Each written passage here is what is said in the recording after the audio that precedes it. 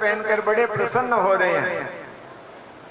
एक कहता है कन्हैया अब तो हमारा विवाह हो जाएगा क्योंकि कपड़े मिल गए। तो इस तरह से आगे जाते हैं तो एक दर्जी मिलता है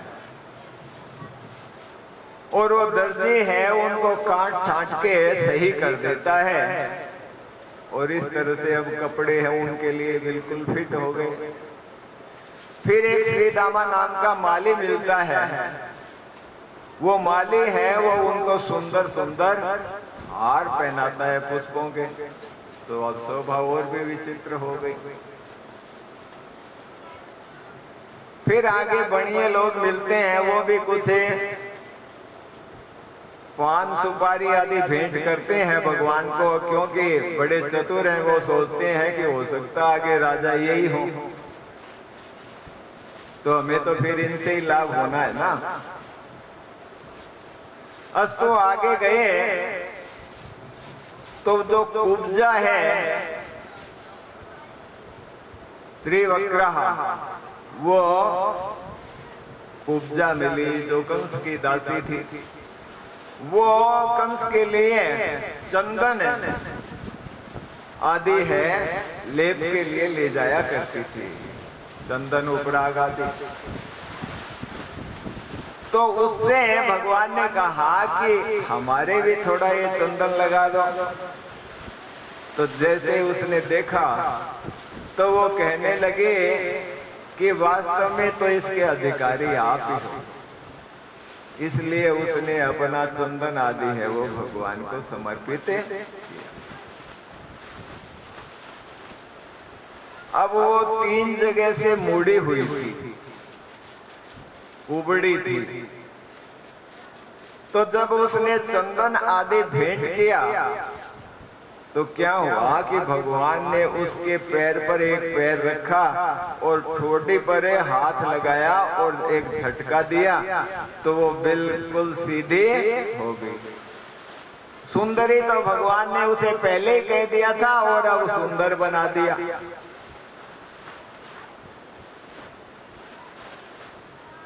देखो वास्तव में हमारी ये जो बुद्धि है ना, ये त्रिवक्र है, ये भगवान के बिना है ना संसार में रहती रहती टेढ़ी हो गई। भगवान की कृपा हो, स्पर्श हो बुद्धि से, तब क्या है कि ये बुद्धि सीधी होती।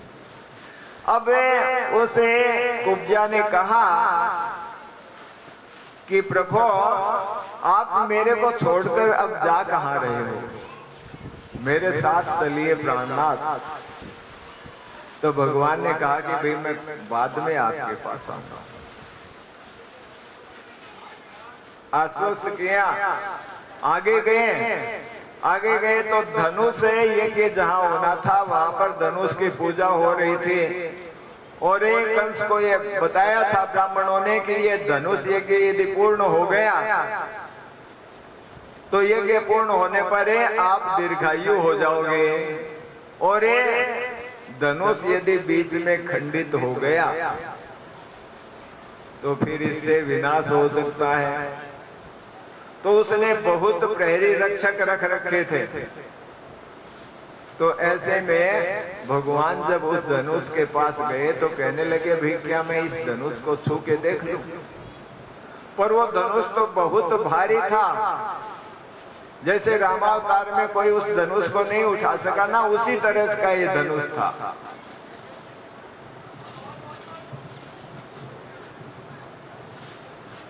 तो किसी ने कहा भी देख लो, क्योंकि उन्हें पता है ये बच्चा कोई धनुष थोड़े उठा सकता है। तो भगवान जैसे ही पास गए उठाया और झट से उस पर प्रशंसा चढ़ाई और धनुष है वो बीच में से टूट गया और बड़ी आवाज हुई भयंकर। अब कंस के जो रक्षक है वो भगवान पर टूट पड़े। इधर बलराम जी ने एक उस धनुष का एक भाग है बलराम जी ने लिया और एक भगवान श्री कृष्ण और उनका मार भगाया। कंस को जाकर सूचना दी कि धनुष यज्ञ तो भंग हो गया।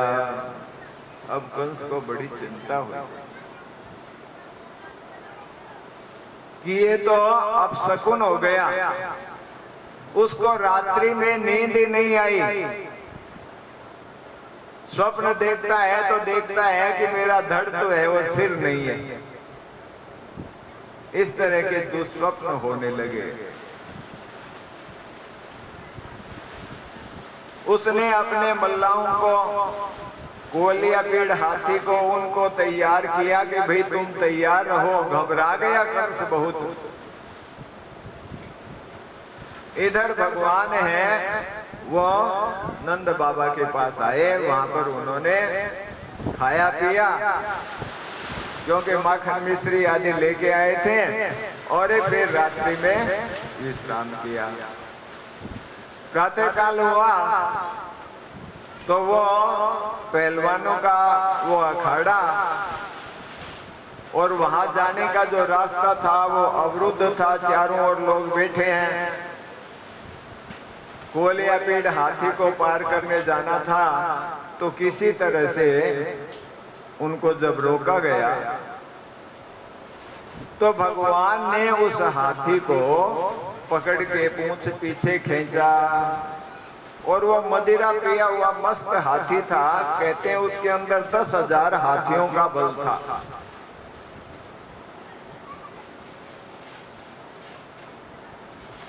भगवान उसके नीचे से निकल गए, और ये हाथी के दांत है वो जमीन में जाके लगे।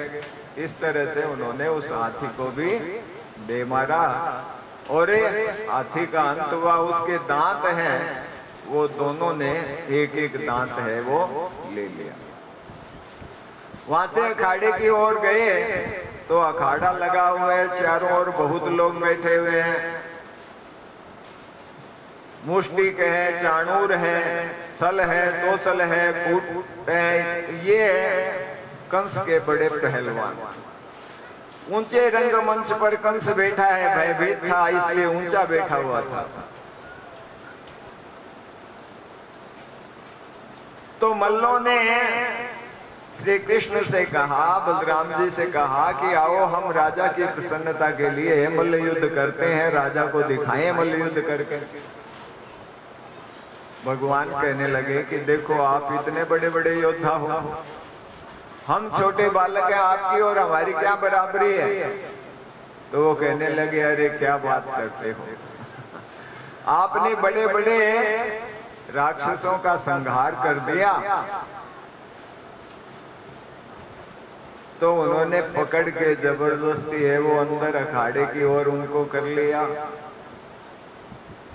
अब लोग देखने लगे कि देखो भी कैसा न्याय हो रहा।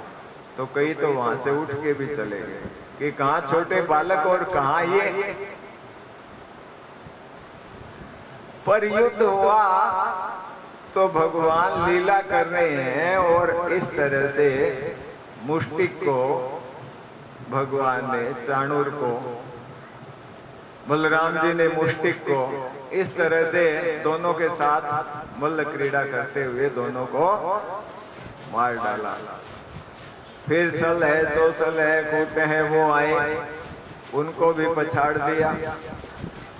अब भगवान ये दिखा रहे हैं कि देखो भाई इनमें तो कोई ज्यादा बल नहीं था, तो अपने गोपालकों को बुलाया और उनके साथ थोड़ा दिखाने लगे और कूदने का अभिनय किया। और कितना ऊंचा कोई कूद सकता है, और कूदते कूदते झट से कंस के वहां पर चले गए।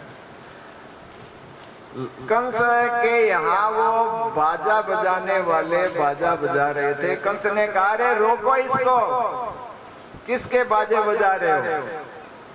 वसुदेव को पकड़ लो, मार दो, ये कर दो, वो कर दो, बड़बड़ाने लगा। भगवान ने झट से उसको पकड़ा, उसने तलवार निकाली तो भगवान ने उसके केस पकड़ लिए, और केस पकड़ के उसको पकड़ के नीचे ऐसे पटका कि पड़ते ही उसके प्राणांत हो गया। प्राणों का अंत हो गया। फिर भी भगवान ने उसके केस पकड़ के खींचा, घुमाया। क्यों? कि जो कंस था उसने देवकी जी के केस पकड़े थे। इसलिए केस पकड़ के भगवान ने उसको उस रंग भूमि में। अब और जो उसके पहलवान और थे वो सब देखकर भाग खड़े हुए वहां से। इस प्रकार से कंस का अंत हुआ। बोले श्री कृष्णचंद्र भगवान की जय। हे गोपाल राधे कृष्ण गोविंद गोविंद। हे गोपाल राधे कृष्ण गोविंद गोविंद। कृष्ण गोविंद गोविंद राधे गोविंद गोविंद। कृष्ण गोविंद गोविंद कृष्ण गोविंद गोविंद। हे गोपाल राधे कृष्ण हे गोपाल राधे कृष्ण गोविंद गोविंद। गोविंद बोलो हरि गोपाल बोलो गोविंद बोलो हरि गोपाल बोलो गोविंद बोलो हरि गोपाल बोलो गोविंद बोलो हरि गोपाल बोलो गोविंद बोलो गोपाल बोलो राधा रमण हरि गोविंद बोलो राधा रमण हरि गोविंद बोलो। हे गोपाल राधे कृष्ण गोविंद गोविंद। हे गोपाल राधे कृष्ण गोविंद गोविंद। कृष्ण गोविंद गोविंद कृष्ण गोविंद गोविंद। कृष्ण गोविंद गोविंद कृष्ण गोविंद गोविंद। हे गोपाल राधे कृष्ण गोविंद गोविंद। हे गोपाल राधे कृष्ण गोविंद। बोले श्री कृष्णचंद्र भगवान की। इस प्रकार कंस का अंत हुआ। भगवान ने कारागृह से अपने पिताजी वसुदेव और माता देवकी को मुक्त कराया। उनके चरणों में जाकर प्रणाम किया और भगवान कहने लगे कि देखो, जो व्यक्ति माता पिता की सेवा नहीं कर सकता उसका जीवन है वो व्यर्थ ही है।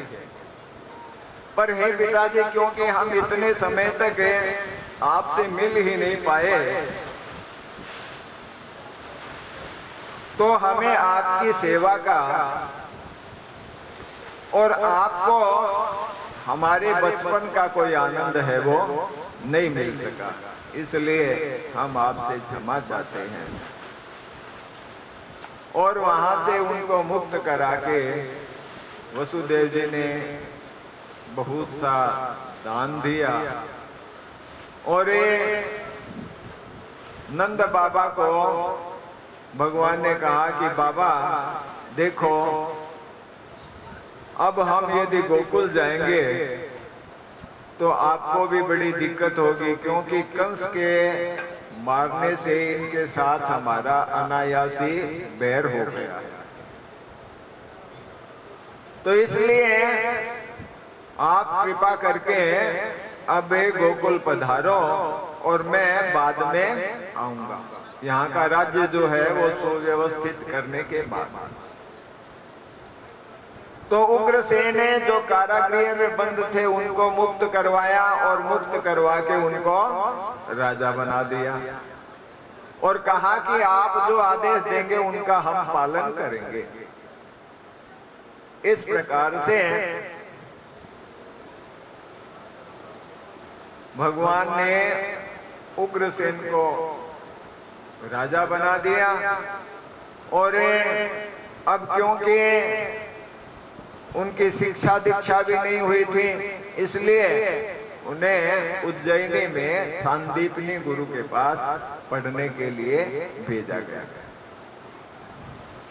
गुरु गृह गए पढ़न रघुराई, गुरु गृह गए पढ़न रघुराई, अल्प काल में जा अल्प काल में जा। जैसे भगवान राघवेंद्र पढ़ने के लिए गए थे और थोड़े समय में ही निपुण हो गए कलाओं में, इसी तरह से भगवान कृष्ण। तो वो संदीपनी ऋषि के पास गए। देखो हमारे देवता जो है ना, ये हमारे देवता भी इस तरह के हैं। देखो जैसे विद्या की अधिष्ठात्री देवता है, वो क्या है? सरस्वती है। तो सरस्वती के 4 भुजाएं हैं, एक हाथ में पुस्तक है। देखो वेद की, यानी वेद है वो ज्ञान की कोश है, यानी पुस्तक से भी आप ज्ञान प्राप्त कर सकते हो। दूसरे हाथ में माला है,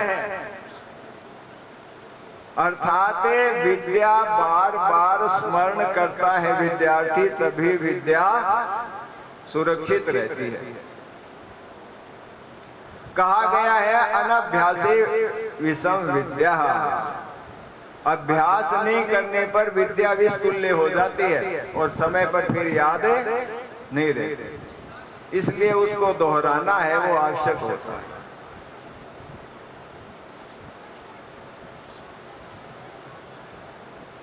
हमारे यहाँ ये कहा गया है कि अजरा मर्वत प्राज्ञो विद्यामर्थं च चिंतयेत् विहित केशेषु मृत्युना धर्ममाचरेत्, कि जब विद्यार्थी विद्या पढ़े और व्यक्ति धन कमाए, तब ये सोचे वो कि मैं न तो बूढ़ा होऊंगा और न मरूंगा।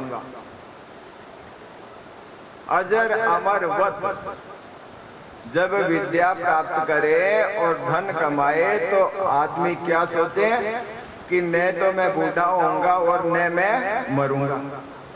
और गृहीत केशेषु मृत्युना धर्ममाचरेत्,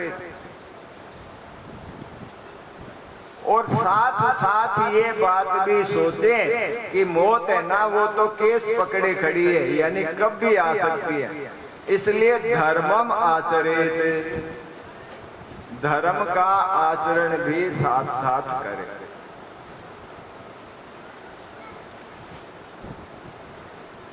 ये नहीं कि धर्म तो बाद में बड़े होंगे तब कर लेंगे, धर्म का आचरण वो साथ साथ करे।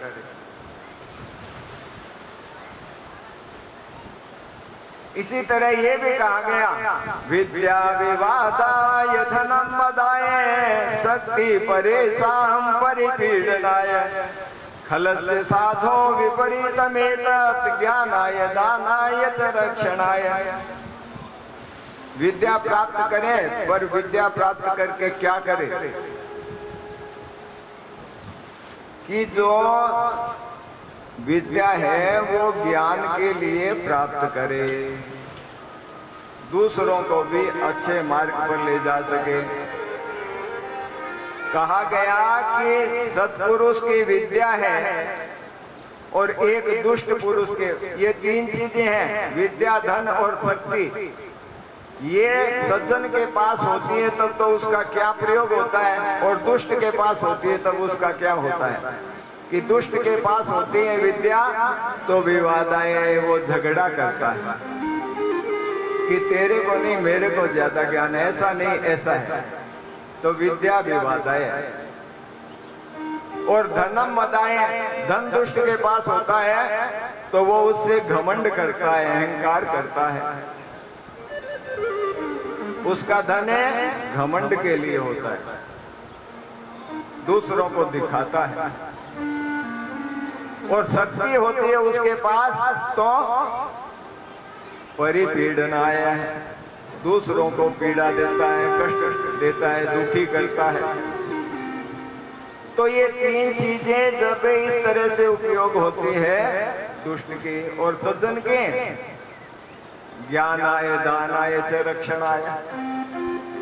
सज्जन के पास विद्या होती है तो वो दूसरों को ज्ञान देता है, सही मार्ग बताता है। धन होता है तो उससे दान करता है।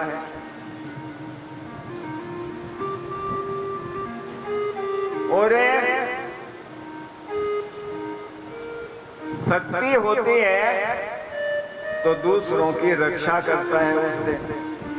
तो देखो चीज तो तीन ही है, पर उपयोग अलग अलग है। इसलिए विद्या आदि जो है बाल्यकाल में संग्रह करना चाहिए, क्योंकि बाल्यकाल का संग्रह ही आगे जीवन भर काम देता है। तो सरस्वती जो है वो माला किसकी प्रतीक है? स्मरण की, कि विद्या स्मरण करने पर सुरक्षित रहती है। अनभ्यासी विषम विद्या, अभ्यास नहीं करने पर दोहराने, यदि दोहराता नहीं है विद्यार्थी तो विष तुल्य हो जाती है, यदि समय पर याद नहीं आती। और दो हाथ में माता के वीणा है। वीणा किसकी प्रतीक है? जीवन में कला होनी चाहिए, संगीत हो, साहित्य हो। कहा गया है कि साहित्य संगीत कला विहीन, साक्षात पशु पुच्छ विषाणहीन, तृणन्न खादम न जीवमान, तद्भाग ध्येयम परमं पशूनाम। कि जिसका जीवन साहित्य से, संगीत से, कला से रहित है, वो साक्षात पशु तुल्य ही है, बिना सींग पूंछ का। ये अच्छा है कि वो घास नहीं खाता। यदि ये दो पैर वाला मनुष्य घास खाता तो पशुओं को घास खाने के लिए नहीं मिलता, तो क्योंकि वो घास का तो स्टॉक कर लेता, क्या खाते बेचारे। तो इसलिए जीवन है वो विद्या से युक्त होना चाहिए। फिर सरस्वती किसका प्रतीक है? देखो सरस्वती का वाहन क्या है? कहीं आपने सरस्वती जी को कमल पर देखा होगा, कहीं आपने उनको हंस पर देखा होगा, हंस वाहिनी है। कमल की क्या विशेषता है? कमल जल में रहता है पर जल से अलिप्त रहता है, अलग रहता है। तो असंगता, यानी ज्ञान यदि प्राप्त हो जाता है तो ज्ञान का लाभ ये है कि वो असंग हो जाता है। देखो संसार में रहो, घर गृहस्थी में रहो, सारी चीज है, पर आप अपनी असंगता को भी देखो कि आप असंग हो। आत्मा है जो असंग है, उसका शरीर से, संसार से कोई लेना देना नहीं है।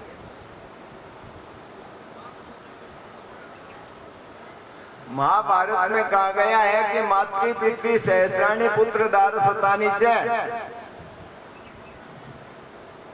कि अब तक आप हजारों माता पिता बना चुके। जिस जिस योनि में जाते हो वहां वहां माता पिता तो मिलते ही हैं। चाहे पशु योनि में जाओ, चाहे देव योनि में जाओ, चाहे मनुष्य में जाओ। संसारे स्वनुभूतानि याति यास्यन्ति चापरे। और इसी तरह संसार में भटकते रहोगे तो ये बनाते ही जाओगे। पर ये ध्यान रखो कि आपका स्वरूप है वो असंग है, वो किसी के साथ भी लिपायमान नहीं रहता। इसलिए पीछे बनाए वो याद है क्या? आप पीछे कितने ही बनाए आपने, वो याद तो नहीं। कौन माँ बना, कौन बाप बना, कौन बेटा बना, कौन पति, कौन पत्नी, ये याद थोड़े ही आप। इसी तरह से इसको भी भूल जाओगे तो ये संबंध स्थायी नहीं है। स्थायी तो हमारी असंगता है, हम असंग है, किसी के साथ हमारा मेल नहीं है। तो अपनी असंगता को देखो। तो जैसे जल में कमल रहता है, जल में रहकर भी जल से अलग, तो संसार में रहते रहते परमात्मा को प्राप्त कर से सबसे असंग हो जाओ। रहो संसार में, सबकी सेवा भी करो, अपना पार्ट भी पूरा करो, पर असंगता से रहो। और हंस है तो हंस की क्या विशेषता है? कि हंस है, उसके सामने आप दूध और पानी मिलाकर रख दो तो हंस है वो दूध तो पी जाएगा और पानी छोड़ देगा। तो संसार में जो सार है उस सार को ग्रहण कर लो, असार को छोड़ दो। इस प्रकार से हमारे ये जो देवी देवता है ना, देखो ये यूं ही नहीं है। जैसे देखो गणेश जी है ना, गणेश जी का वाहन क्या है? चूहा है ना, चूहा। अब चूहे को आप देखो, वो निरंतर लगा रहता है, कुतर कुतर कुतर कुतर किसी किसी में लगा ही रहता है। तो गणेश जी की पत्नियां वो कौन है? रिद्धि और सिद्धि। रिद्धि सिद्धि किसको मिलती है? जो लगा रहता है।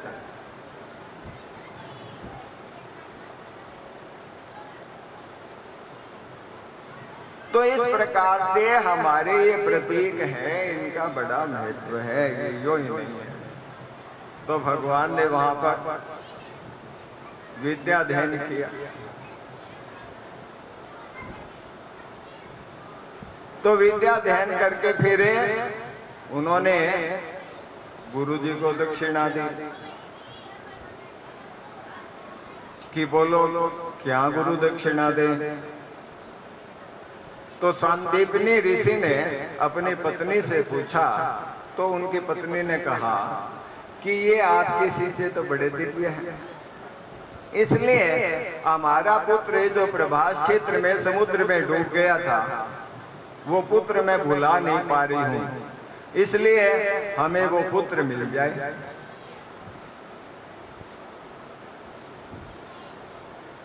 तो पत्नी की ये लालसा थी, तो भगवान से सांदीपनी ऋषि ने पत्नी का मंतव्य बताया कि हमें ये गुरु दक्षिणा में दे दीजिए। तो भगवान रथ पर बैठकर समुद्र के किनारे गए और समुद्र से कहा कि भाई हमारा गुरु पुत्र है वो दीजिए। वो यहाँ डूब गया था। समुद्र ने कहा कि भगवान मुझे तो उनका पता नहीं है, मेरे अंदर एक पांचजन्य नाम का राक्षस रहता है, हो सकता है उसके पास हो। तो भगवान समुद्र में गए और समुद्र में उस पांचजन्य को मारा और उससे पांचजन्य नाम का वो शंख है वो उन्हें मिला। फिर वो यम की पुरी में गए, वहां पर भी क्योंकि गुरुपुत्र मिला नहीं, तो यमराज को आदेश दिया कि गुरुपुत्र है वो लाकर दो। तो यमराज ने उनकी बड़ी पूजा अर्चा की और गुरुपुत्र उनको दिया। वो गुरुपुत्र लेकर भगवान आए और गुरु जी को गुरु दक्षिणा में भेंट किया।